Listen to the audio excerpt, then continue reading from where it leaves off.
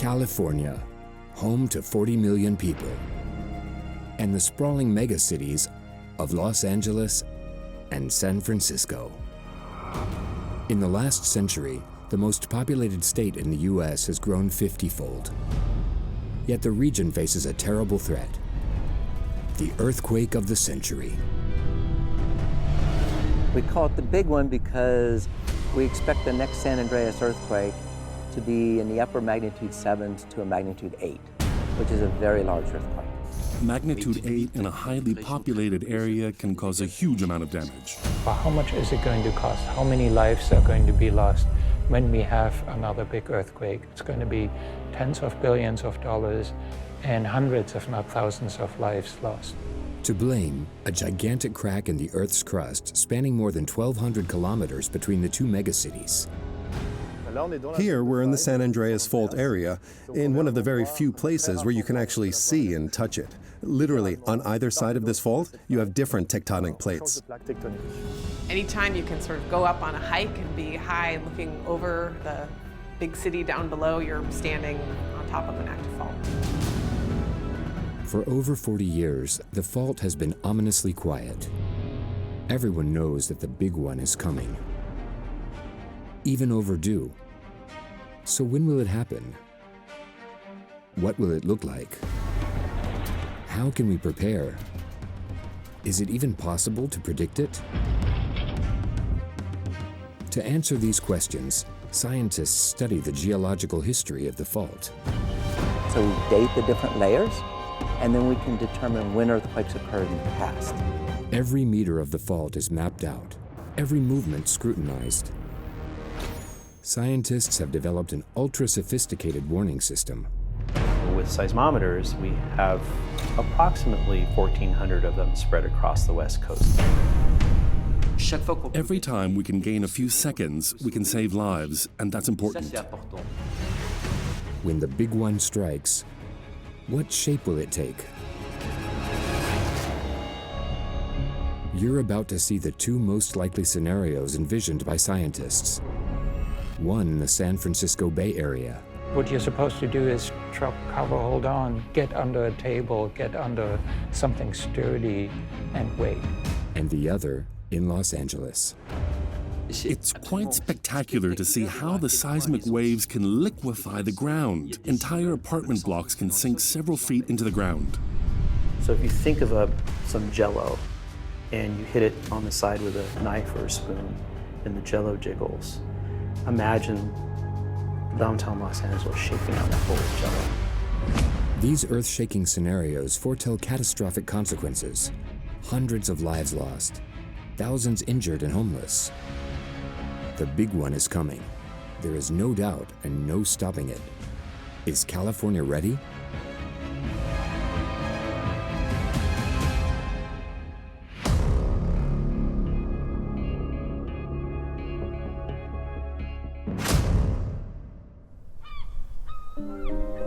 October 17th, 1989. A peaceful late afternoon in San Francisco. Most people are at home so as not to miss the start of the Baseball World Series final. Two Californian teams are vying for the title, San Francisco and Oakland. At home for the Giants, one of the most spectacular vistas on this continent, any continent. Downtown San Francisco in the background, and we zoom into Candlestick Park. Jason, too, is in front of a screen, waiting for the game to start. So I was sitting there watching the World Series, very excited. The game hadn't started yet, and then poof, everything goes off the air. I'm like, what is going on here? What's wrong? And he fails to get Dave. 5:04 p.m. The broadcast is suddenly interrupted. Take. I'll tell you what, we're having an earthquake. A 6.9 magnitude earthquake shakes the entire region.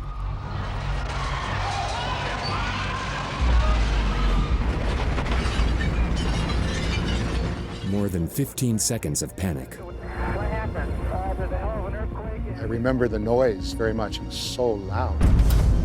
And then all the large windows started to fall out onto the sidewalk. It was moving a lot. I remember grabbing the table in front of me, and I thought, oh no, this is it. I don't know what that means, if this is the big one or if this is the end, I don't know. How is it to emergency? Cypress County for the West Grand Freeway has come down. The cyberstructure has collapsed. 25238, we have a major injury accident. And I walked out onto the street, as did a lot of other people, and it was like looking over a war zone. Our cyberstructure in Oakland has just fallen through. The structural collapse of the entire freeway. There were fires. The marina right over there was pretty much all on fire. There was a huge fire, a big, huge flame. And around the city, there were pockets of flames. The earthquake started in an area called Loma Prieta, more than 100 kilometers away from San Francisco. The seismic wave spread through the entire area in less than a minute before reaching the San Francisco Bay Area. San Francisco is on fire. 63 lives are lost and more than 3,000 people are injured. A few years later, barely back on its feet, California is shaken again by a 6.7 magnitude earthquake. For 15 million people in Los Angeles, this was yet another 30 seconds of terror. A few years after that, another earthquake hits, this time in Napa Valley, Northern California.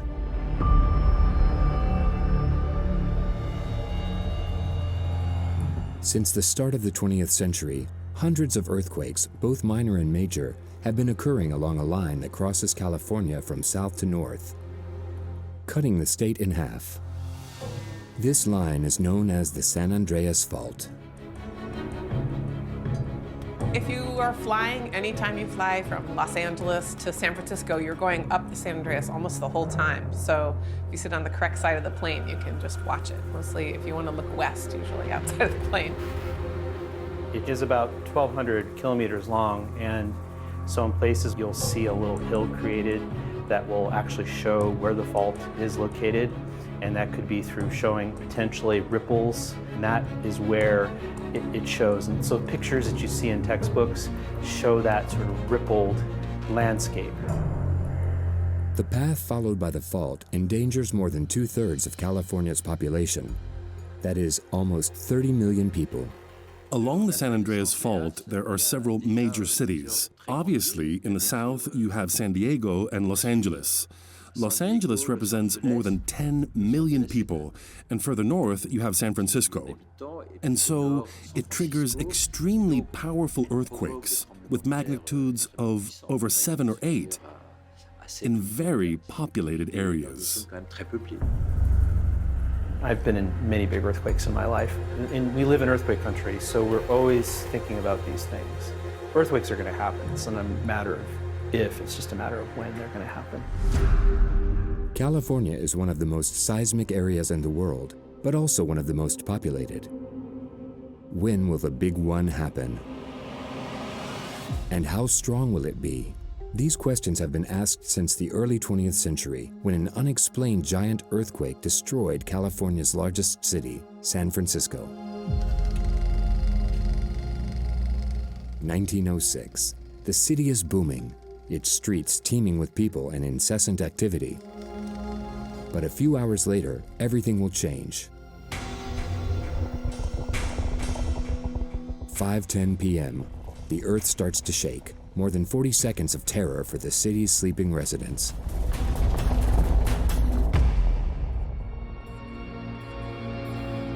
At 7 a.m., San Francisco is in total chaos. Uncontrollable fires rage for 2 days. Water is scarce, and people flee in panic. The entire country is traumatized. How can a city this size have been destroyed in just a few seconds? The scientific community wants to understand what caused the earthquake, and especially whether it can happen again. The earthquake occurred about 50 years after California became a state in 1850, and it affected the most industrialized, largest city on the West Coast, San Francisco. And so it really sort of figures in history as impacting a really important place and where a lot of people were affected. And because it was felt over such a big area and had such a huge impact on San Francisco, the scientists went out to study that, to understand how long is this fault, how far does it extend.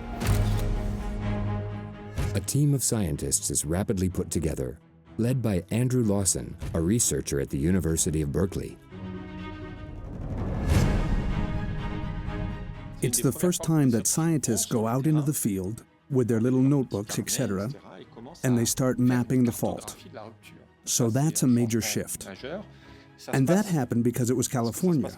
Earthquakes have always happened, but when they happen deep in the steppe, in Asia, in the 20th century, there's no one to talk about it.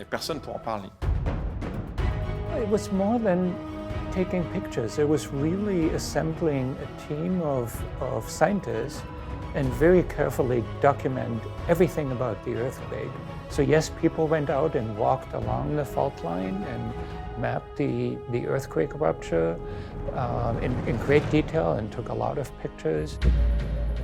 By roaming the area and analyzing photos, the team of researchers quickly realizes that this earthquake is unlike any other.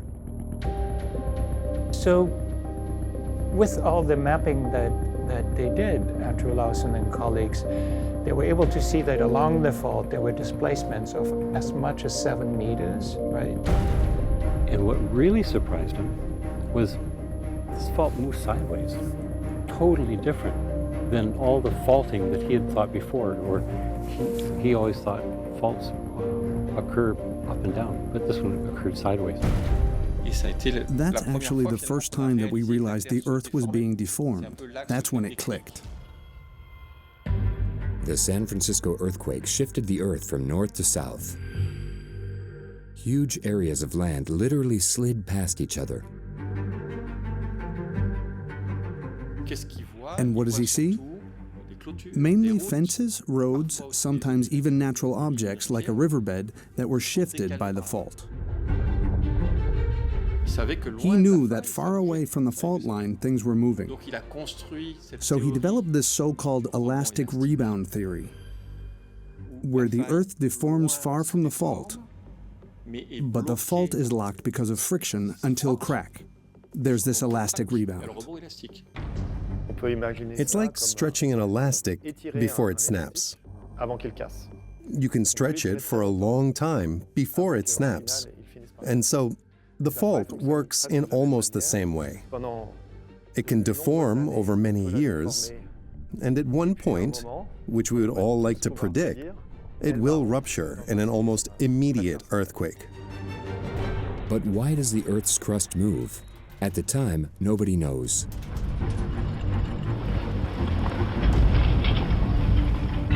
Scientists decide to index every earthquake around the world. Their aim? To see whether their location can give any clues on their mechanisms. They discover something surprising. Earthquakes are triggered along very precise lines. These imaginary lines mark out large plates more than 15 kilometers deep, also known as tectonic plates. These plates move very slowly in relation to each other.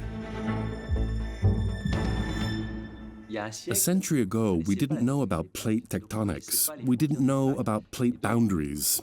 And so we've made a great deal of progress since we now know that more than 90 or 95% of destructive earthquakes occur along plate boundaries. You have these rigid plates moving whichever way they can, and all of these plate boundaries are formed by faults.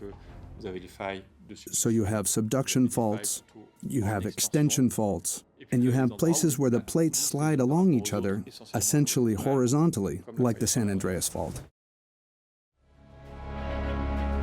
The San Andreas Fault concentrates the continuous movement of 2 huge plates over 1,200 kilometers. The San Andreas Fault is actually the boundary between the Pacific Plate on the west and the North American Plate on the east. And what's happening is that the western part is moving north. So if you look at your thumbnail and you imagine that it grows about 50 millimeters per year. So imagine your thumbnail growing, and that's how fast Los Angeles is getting closer to San Francisco every year by about 50 millimeters. The main driver is that the whole time the tectonic plates are always moving. they're locked at the faults, but then far away from the faults, they're always moving. So you're always accumulating that energy that you need to release in an earthquake. You accumulate tectonic forces, as they're called, and then you reach breaking point, and that breaking point is an earthquake. And this earthquake will level out the two sides of the fault. Then a new seismic cycle will start, with a new accumulation of tectonic forces that will lead to new earthquakes. Scientists understand that the fault is locked in California, while the huge tectonic plates continue to move in the middle of the Atlantic Ocean to the east, and all the way to Russia in the west. We can measure the speed at which these faults move, so we know the slip deficit that is accumulated along these faults. And we have already exceeded the amount of slip released in previous major earthquakes, so basically, it's ready to happen again. And so the concern is that there's going to be an earthquake, a big one as we refer to, which is the high magnitude 7 earthquakes, like magnitude 7.8, which is sort of the typical large earthquake on the San Andreas. An earthquake of this magnitude could, according to experts, cause hundreds of people to die, thousands to be injured or homeless, and millions of dollars of damage. The stakes are colossal. This is why scientists have only one thing in mind: being able to predict when exactly the big one will happen. The when depends on the timescale you consider. If you're talking centuries, yes, we can predict it. We know there will be a very large earthquake in the coming century, but that's not what interests us from a societal point of view. I always talk about the timescale of insurance companies who want us to predict earthquakes within a 3-day window. Otherwise, if you move a population like that of Los Angeles for more than 3 days, the financial cost is so high that it isn't profitable, and they're better off compensating people for the damage. It's a bit of a cynical calculation, but that's how you've got to think. In order to predict the next earthquake, we need to know the fault's movements down to the very last detail. Scientists have thoroughly mapped out its 1,200 kilometers and obtained a precise plot of the path it takes. It starts on the shores of the Salton Sea in Southern California.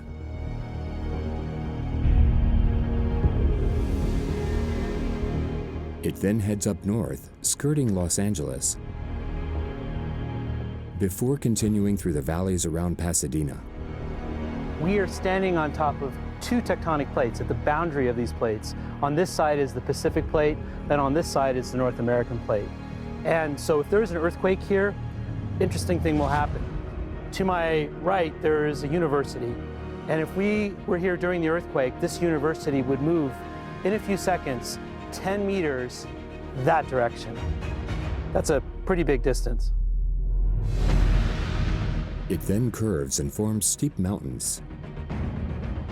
It fractures the Earth's crust in the Carrizo Plain, lifting the ground and compressing it. We're very close to the San Andreas Fault, and you can see here a perfect example of how the Earth deforms because of the colossal pressure and forces at play around fault lines. It makes its way in a straight line to San Francisco, which it cuts in half before finally flowing into the sea, a few dozen kilometers further. By analyzing the fault, scientists discover that it doesn't move the same way everywhere. So the San Andreas Fault is interesting because it does have 3 sections. The southernmost and the northernmost are always locked until they're having an earthquake, and then they release all of that tectonic strain that's been developing. The middle section is sort of unique for much of California, at least, in that it sort of keeps up with the tectonic rate of the plates. Which means it's constantly moving a little bit every year. And so because of that, it doesn't build up elastic strain energy. It doesn't build up, the rocks don't bend and build up that elasticity to the point where they break and snap back into shape. The south of the fault in San Francisco and the north in Los Angeles are therefore the most seismic areas. But the rest of California is no better protected, as what scientists discover is not reassuring. The San Andreas isn't really just a single fault, it's a system of faults. And in fact, we're out on one of the branches in Southern California called the Elsinore Fault. And the San Andreas is really the biggest player, but it's by no means the only fault that could produce significant damage. So here in the San Francisco Bay Area, we have at least 4 other faults that are named and are considered capable of producing their own great earthquakes. So that's namely the Hayward Fault that goes right here through the university campus, the Calaveras Fault across the East Bay Hills, and several other faults. The fault seems to be everywhere. There's a piece of the main San Andreas, maybe, what, a quarter mile to the right. There's more pieces of it, splays of it back here to the left. That's a composite of a whole bunch of different segments of faults that are roughly parallel, running very near each other and connecting with each other. A map gradually emerges. California is crossed by a multitude of faults, with the most important at its center, San Andreas. What actually is an earthquake? It's a fracture that spreads. But if I start looking at the point where it breaks, there are all sorts of little cracks before it gives way completely. The Earth's crust is the same. If you look closely at a fault, you'll see a branch here and here and here. So we really live on a very active plate margin, which is also very broad. So it's distributed out over tens to hundreds of kilometers. In fact, there's faults that go all the way to the east. The San Andreas Fault and its multiple ramifications worry seismologists. How can they precisely predict the time and location of the next earthquakes? To answer this, researchers have decided to index past earthquakes and see whether any cycle is repeated. This is the main fault for the Elsinore Fault, and it separates Pliocene sandstone from these Quaternary alluvial fan deposits, which are about 40,000 years old. And these have been translated about 60 to 70 meters to the northwest relative to the sandstone. So this is the primary slip surface right there. Most of the slip will occur right along that fracture, and there are stria on this that are horizontal. So you can tell the motion, the direction of motion on this fault is virtually pure strike slip. But this is what we call the principal slip surface. That's beautiful. By digging trenches perpendicular to the fault, scientists can go back in time. So we excavate trenches across the fault, and we study the interaction between fault motion and sedimentation. So we like to find sites where you're having deposits of silt and sand and clay periodically put across the fault. And so the game is to identify where was the ground surface during a large earthquake. So we date the different layers, and then we can determine when earthquakes occurred in the past. It helps determine or date past earthquakes, and that gives us an idea of what we can expect in the future. If we know the recurrence times of a given fault, we can reasonably believe they'll be similar going forward.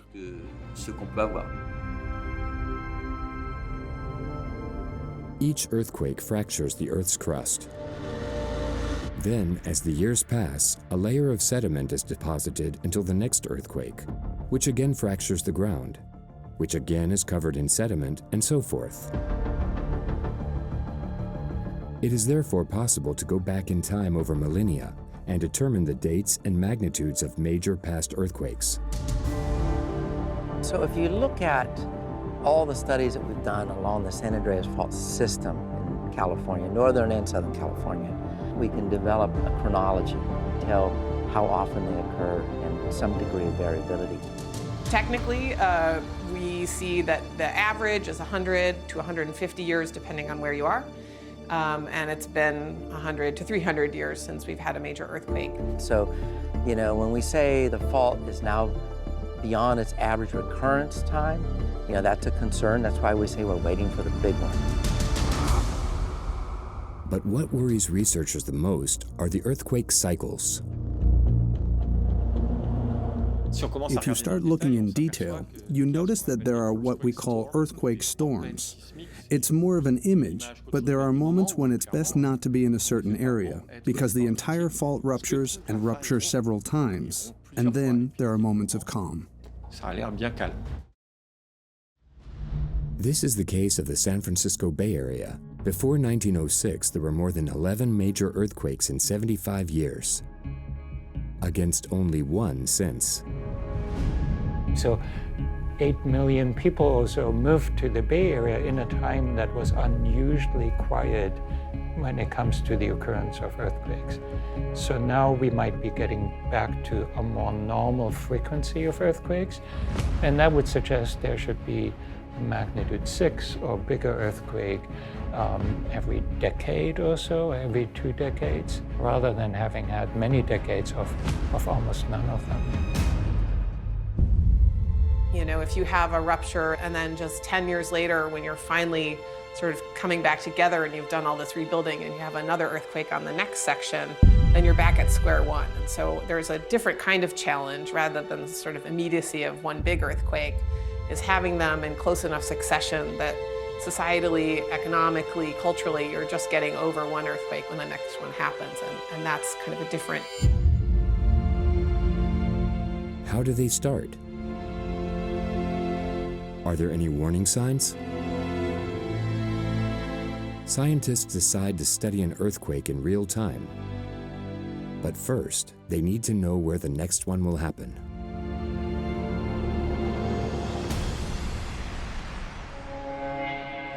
The solution may lie in Parkfield.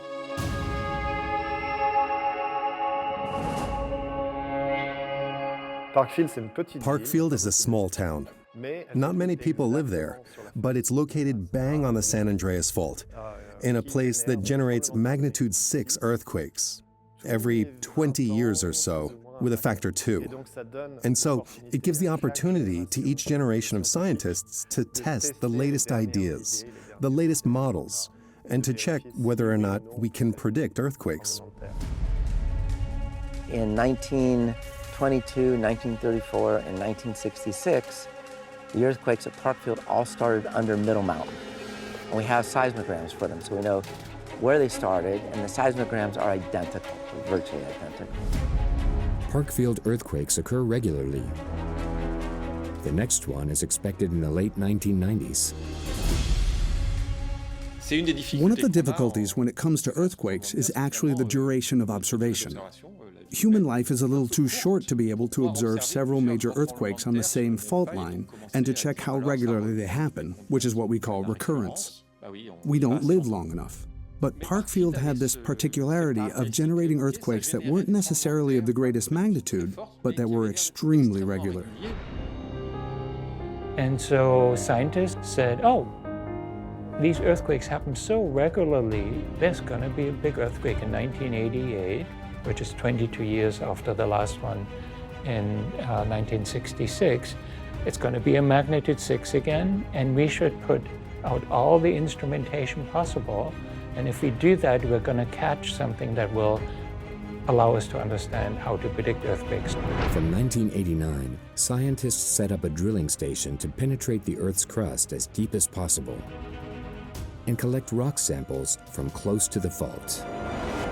What's really great about this experiment is that they were actually able to dig deeper into the Earth by over a mile to find out what's happening down there, to get a sense of what does the fault look like at depth, and to understand what does the rock look like, what's the composition of the rock, how is it hot, is it cold, what's happening. So that particular study gave us a glimpse into what's actually happening deep inside the Earth, which is we don't get that very often. They drilled down to approximately 3 kilometers under the Earth's surface, collecting rocks in several places in order to analyze them.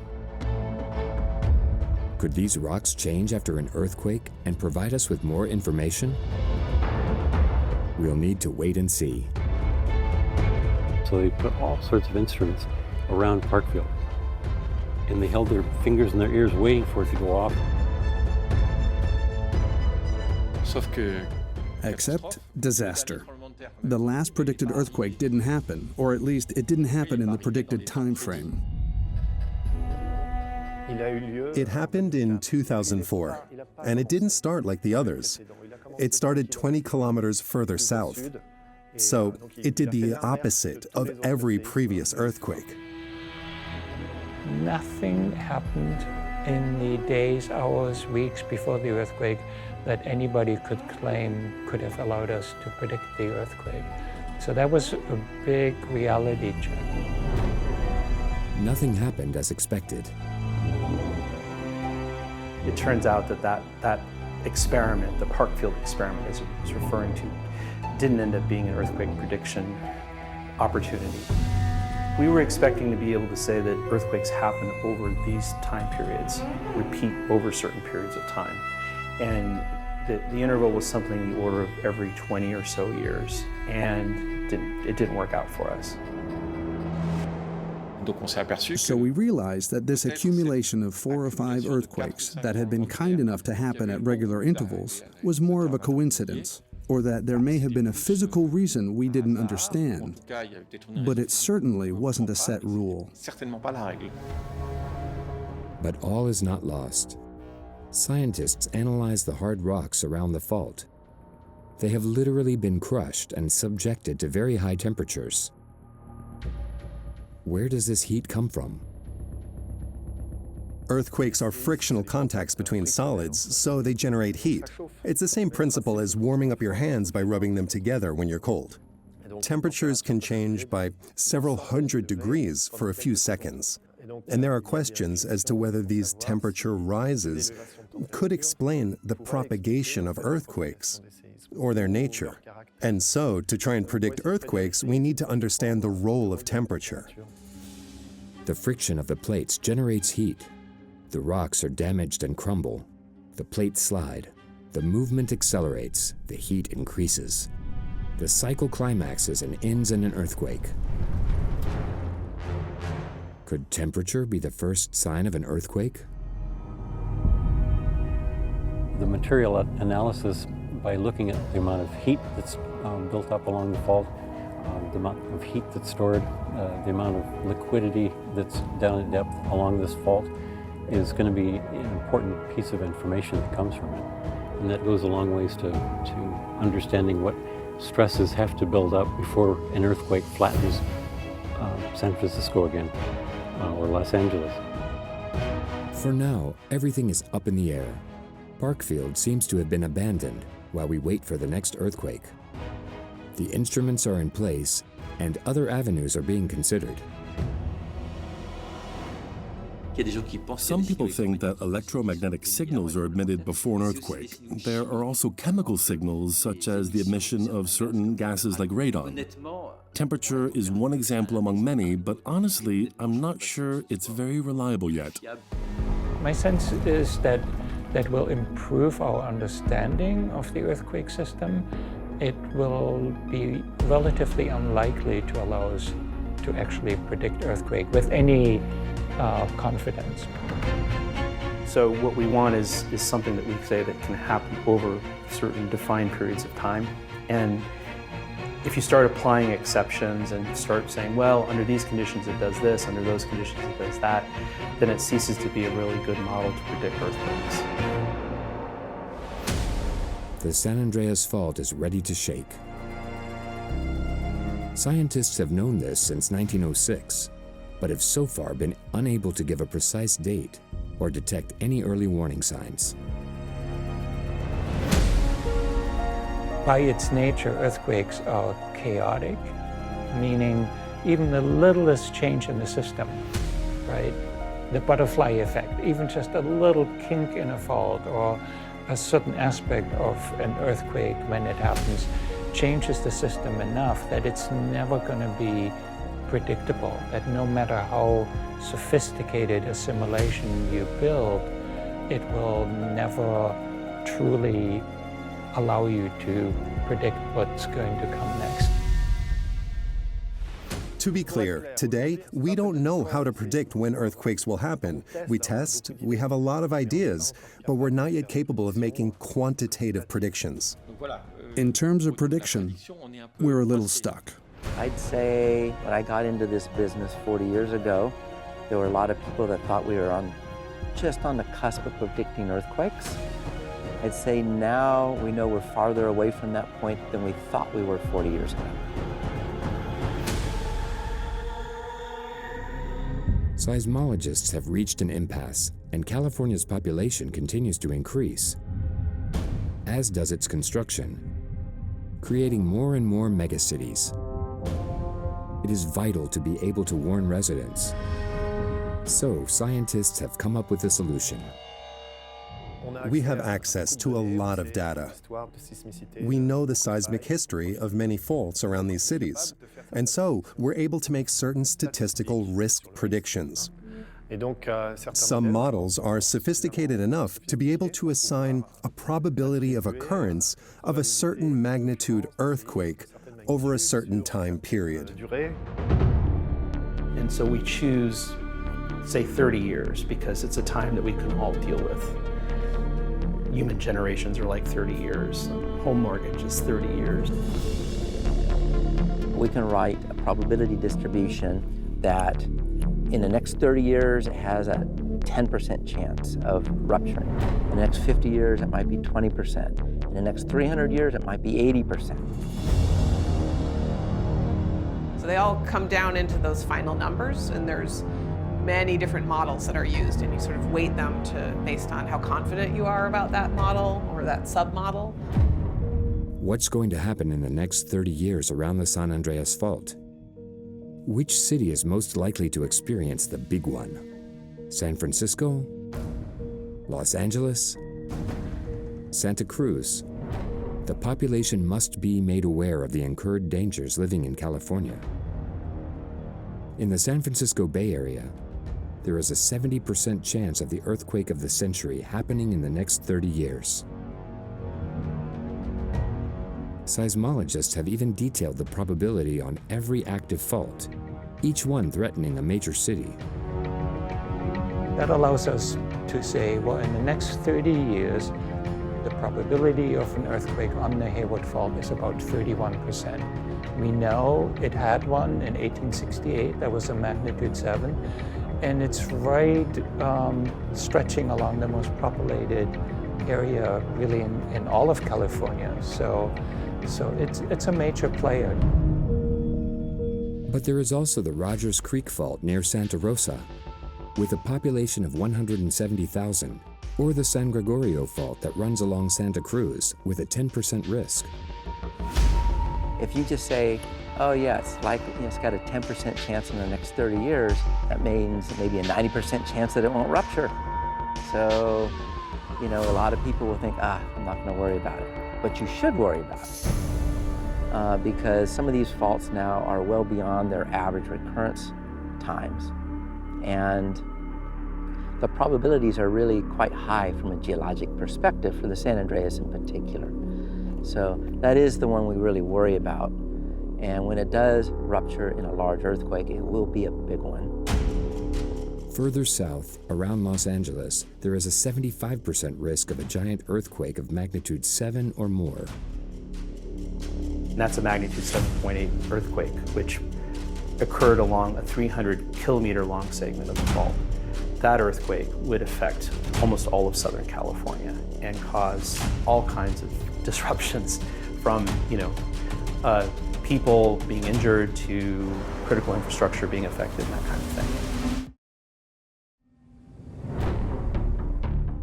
Ultimately, there's a greater than 99% chance of a big one happening somewhere in California in the next 30 years. But a forecast has a really important societal value because they're 30-year forecasts, and that helps you decide what infrastructure you're going to repair first. We need to protect our infrastructure, our hospitals, our schools, and so we need to make informed decisions. So I was just talking to a city today that was describing how they haven't updated any of their fire stations in decades. And so you might say, well, if we have high odds of an earthquake here, we should probably have fire stations that can withstand the earthquake and then be able to help people after it. These figures are a terrible reminder of the threat to Californians. Really is one thing understanding that you live in earthquake country and that things are going to happen, earthquakes are going to happen. But it's having a emergency supplies kit, like with water and with food and medical, your prescriptions, and having some money because ATMs are not going to work after an earthquake. Yes, we should always be prepared for an earthquake in California. It's going to happen, for sure. And because it's going to happen, the idea is that we have to be prepared. The population needs to be educated. And we need to try and reduce the impact of the earthquake on infrastructure and the number of victims. Preparing for the worst. Scientists are not throwing in the towel and will deploy all the technology at their disposal to protect residents as best they can. To do so, they will start by deploying one of the most sophisticated earthquake warning systems in the world. The idea is that if you could detect an earthquake quickly enough, meaning once that earthquake reaches the surface of the earth, which sometimes then you take that information and you move it to a place where you can figure out like where is the earthquake located and how much is it going to shake. The idea is therefore to capture seismic waves triggered by the earthquake using ultra-sensitive seismographs. When the rupture spreads, it emits different types of waves. First, it emits so-called compressional waves, like sound waves, that travel very fast. These are also known as P waves. They're traveling ridiculously fast, 5 miles a second. And they hit. And then a couple seconds later, the S waves, which are totally different. Instead of being compression waves, they're shear waves. And they're going to hit you. And that's much stronger, and it moves a little bit more slowly. And so if we feel the shaking from that P wave, that actually gives you also a little bit of time to maybe protect yourself because the much stronger shaking is still to come. First, the P waves reach the surface of the Earth and spread extremely rapidly. A few seconds later, the S waves emerge, moving in such a way that they spread less fast than the first waves. It's this delay between the two wave trains that will allow scientists to develop a warning system. The first compressional wave is the one the sensors will detect immediately. Even you, if you're in bed, you'll feel something. And if you're a seismologist, that's when you start counting. Because you know the propagation speed of the waves. And you wait to feel the second tremor before saying, okay, that's X many seconds, so X speed, so X distance. In the context of the big one, I think you'll be shaken pretty hard by the first wave, and you'll have better things to do than start counting. Seismologists will capture the first waves, the P waves, in order to sound the alarm before the more devastating second wave train hits the city. Think of earthquake early warning like a race, and we're trying to outrun the seismic waves, trying to get information out ahead of those waves that are moving through the earth. This race against seismic waves comes down to the second. In order to win it, scientists have deployed more than 1,500 seismometers along the San Andreas Fault and the secondary faults. But that's not all. That information is moved to the processing center. So essentially the brains of the operation are these processing centers. In fact, here in Pasadena, this is one of the processing centers right here where we're located. And it all happens in a matter of just a few seconds. And that's the important thing is that this is one of the key innovations. We've been using seismometers for years, but the ability to process that information super fast is the real innovation here. Just a month ago, I got a warning on my watch, and it was a magnitude 5 earthquake just south of here. But I got the warning before the earthquake happened, and I was in a meeting, and we dropped, covered, and held on, and it worked. So when a much larger earthquake will happen, and it will happen, it's probably going to make a big difference. It's the airbag analogy, right? You can't predict an accident 3 days ahead, but when it does happen, you're glad you have an airbag. A warning, even just a few seconds before the waves hit, can save lives. There have been some earthquakes recently where we've collected a lot of data from closed circuit televisions, and we've understood like what people do when they feel shaking. And one of the major responses is people just freeze. They don't do anything. And so what we want people to do is not to freeze, but we want them to actually take that protective action, to do something about it, to protect themselves.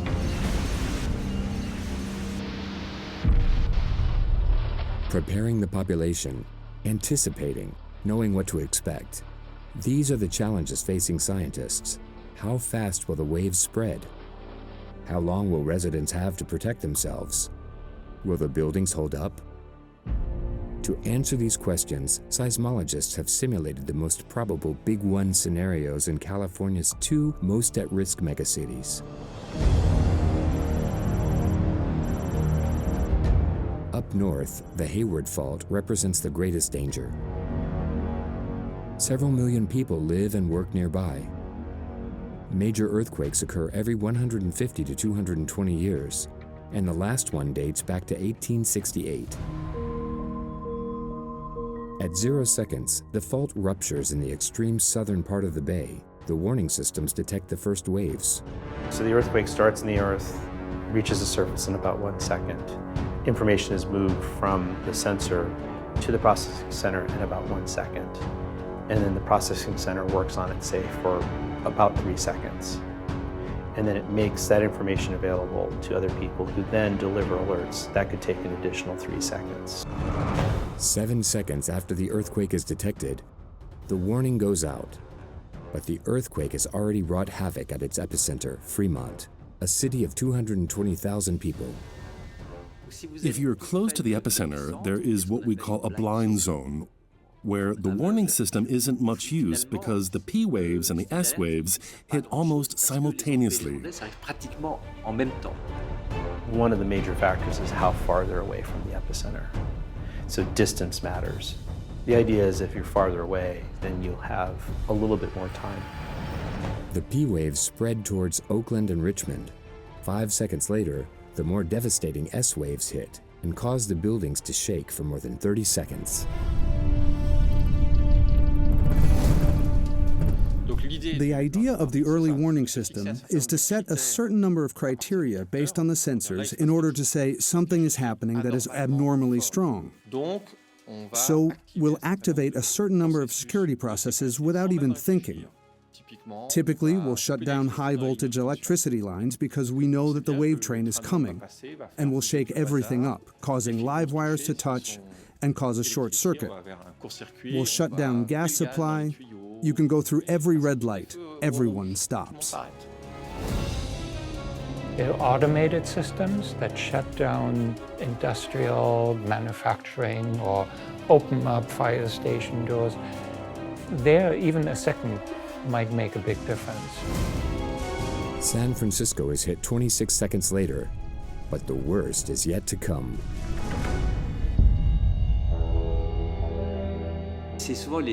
It's often the secondary effects of earthquakes that cause the most victims. There are issues of water supply, issues of epidemics. There's a whole sequence of catastrophes that can happen. For example, very often, major earthquakes cause absolutely huge fires. Fires are what destroyed San Francisco in 1906.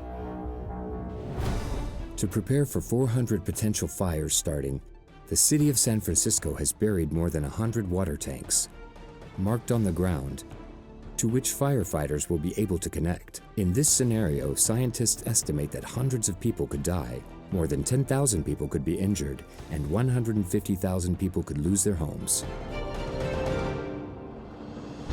Another scenario, worse but also the most likely. Starting at the south end of the fault, its consequences are catastrophic. The earthquake is triggered around the Salton Sea. It is immediately detected by the warning system. The stopwatch starts. So we did a scenario of the fault breaking all the way from the Salton Sea, all the way up to the northwest part of Los Angeles County. It's called a shakeout scenario, and it takes about 90 seconds for that rupture to move 300 kilometers. That's pretty fast. Los Angeles marks the halfway point. The first waves hit at 35 seconds. But what will play against the city is its relief. Los Angeles is built in a basin. It's essentially a big bowl. If you send waves in there, the waves hit, but that's not all. Unfortunately, they're reflected everywhere. We're going to have waves spreading in the Los Angeles basin for several minutes, when they've already been and gone everywhere else. And so that creates waves that are bigger and last longer. Long enough, unfortunately, to bring down buildings. And what happens with seismic waves when they hit these basins is they slow down and they get bigger. That means that things shake a lot more. So if you think of some jello and you hit it on the side with a knife or a spoon and the jello jiggles, imagine downtown Los Angeles shaking on that bowl of jello. The waves bounce around the basin, creating another much more devastating phenomenon. If you have a basin, you have a basin filled with sediment. And that means that you aren't on solid ground. You're on soil, on loose sediment, and that doesn't particularly enjoy being shaken. When you shake the ground becomes liquid. It's kind of like when you're at the beach and you shake a stick in the sand. The water comes up and the ground softens. The same thing happens in sediment basins. It's quite spectacular to see how the seismic waves can liquefy the ground. And that's a problem, because even if you constructed your building extremely well, if it ends up like this, it might not crumble, but it will fall down. The city will be shaken for several long minutes before the earth calms down again. Is California ready for these earthquakes of unprecedented intensity in its ultra-industrialized cities? Everything is set up to warn the population, save lives, and protect infrastructure. Efforts and research are ongoing in this race against time. And the predicted big one.